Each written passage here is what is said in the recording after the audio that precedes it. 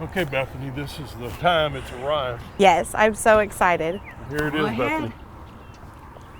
Oh my God. What do you think, Bethany? Guys, it's real. This is real. What is this going to do to Poto, Oklahoma, to the women, children, and men? It is literally going to save lives. People love a dream and they love an idea. Guys, thank y'all so much for showing up. This is our 15th year doing this. It is well before sunrise in Poto, Oklahoma. Gathered on a flat concrete slab, these 47 men from Mueller Metal Buildings are about to fulfill a promise to the people of this small community.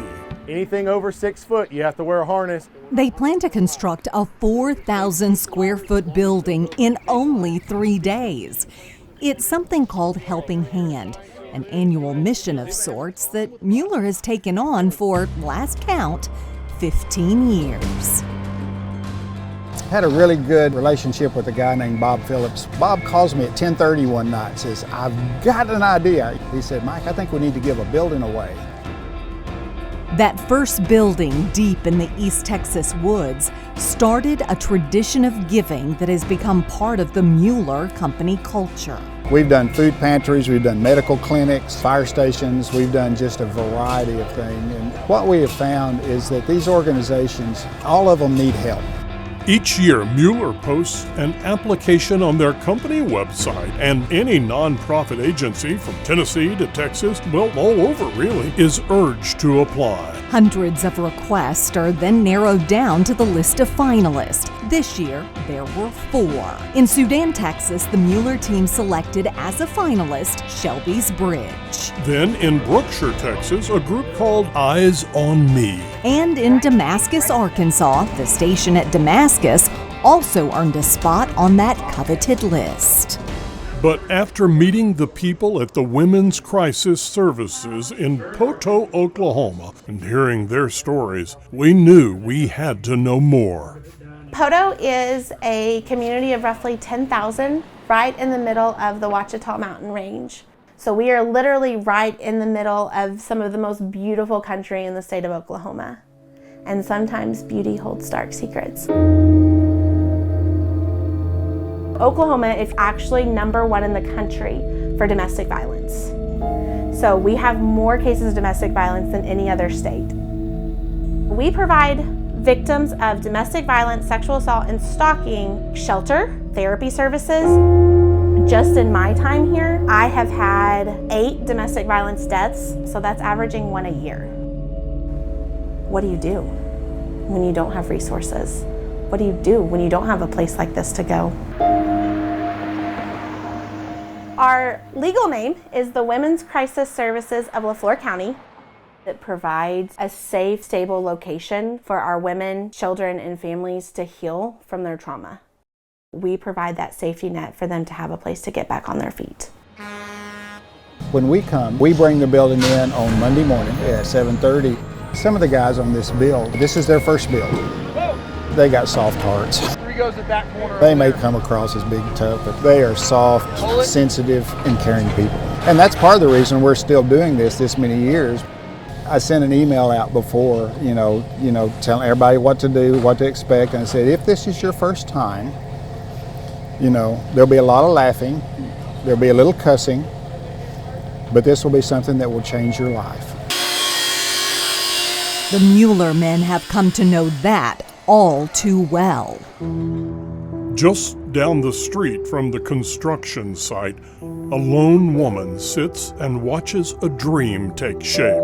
We know her as Cindy, and she credits her survival to Bethany and the others at the WCS. Here I am before the abuse. Okay, here's the first one. And then here's some more. I was abused. I thought that was love. No, that's not love, that's abuse. This is what after I've gotten out of the hospital. I'm alive. I'm a survivor.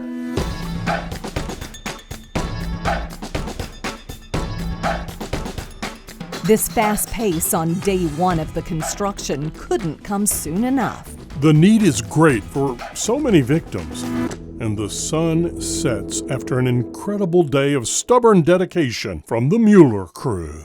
This is day 2 of what they started early this morning, about 7 o'clock. Sun's not even up yet.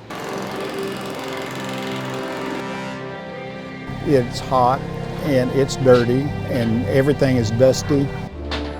Anything worthwhile is hard. If it was easy, everybody'd do it.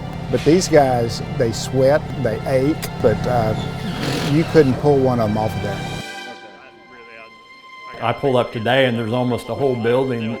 Assistant Police Chief Greg Russell is president of the board of directors for the Women's Crisis Center. He works hand in hand to save those affected by family violence. You'll find it anywhere you go, any part of the community, whether it's the nicest house in town, whether it's the smallest house in town, whether you go across the country, you're going to encounter domestic violence. This is day 3. It's a lot of guys coming together and a lot of guys just doing their part, knowing what to do, and we work together like a machine. This is my 15th helping hand. It's remarkable. I mean, you're talking about an entire steel building that you're going to erect, insulate, sheet, hang the doors, finish the building in 3 days. And I do it to give back to the community. Lots of emotions tied up with the folks that we're helping because there are desperately hurting people out in the world. And we are so fortunate that we're in position to help some of them. Every year we get a chance to change somebody's life. Ahead of schedule on day 3, and the Mueller men save the honors of driving that last screw into the new building for one special person. Bethany Black, who once taught high school ag mechanics, knows what goes into an effort like this. Back on the ground, she sees for the first time the culmination of so many prayers. To see it with walls, it's huge. Yeah. Bethany's emotions take her back to a painful memory of losing her own grandmother to the effects of domestic violence. You know, I think back that maybe if in the 70s and 80s this was a thing, I would still have my grandma. So I want to make sure some other little girl gets to have her grandma. There are 3 things that I'm most proud about Mueller's Helping Hand. This group of guys, we call them the Mueller men, and they represent everything that's right about our country and everything that's right about our society, because these are the guys that will stand up for what's right, and they'll stand up for people who can't stand up for themselves. Thursday morning, we call it the passing of the keys. Our president, Matt Ackley, will say a few words, but then officially hand the keys to the building. The building itself is a building, but what happens inside of that building is truly humbling. And so, on behalf of Mueller and Cornerstone Building Brands, it is my honor and my privilege to present you with the keys to your new building, and thank you for all of your work.